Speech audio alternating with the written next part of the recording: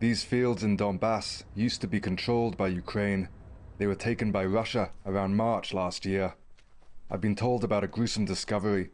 On the edge of a sunflower field, a few kilometers outside the port city of Mariupol, we find it. The body of a man in a shallow grave. His legs appear to have been tied with a seatbelt, and his skull appears to have been violently cracked open. Investigators have already removed the body of a young woman who was buried with him.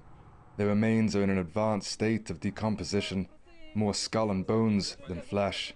They are wearing winter clothing. Информация была получена руководителем управления Кононовым Владимиром Петровичем по личному заявлению граждан. По полученной информации была произведена разведка местности и дальнейшая эксгумация останков. Эксгумация прошла в штатном режиме.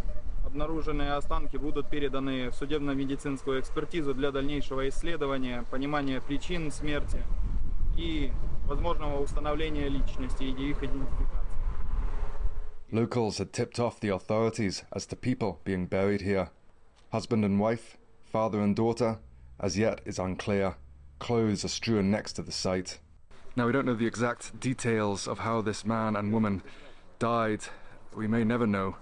We think that they were murdered and buried in this shallow grave around the time of the Battle of Mariupol early last year. Another horror story in this brutal war. Вероятнее всего, во время эвакуации из населенного пункта Мариуполь данные гражданские лица пострадали. В частности, были массовые обстрелы по эвакуирующимся гражданам. Неоднократно это фиксировалось по свидетельским показаниям. At the time of the battle, there were many accusations of Ukraine shelling those trying to evacuate, and of the infamous Azov battalion trying to stop people leaving. If this is a war crime, which looks likely, local authorities will no doubt blame Ukraine. Ukraine will blame Russia. While most of the world calls for peace talks, accusations of war crimes continue to dominate the headlines amongst the warring parties. The longer this war goes on, the more horror stories like this will emerge. Johnny Miller, Press TV, Donbass.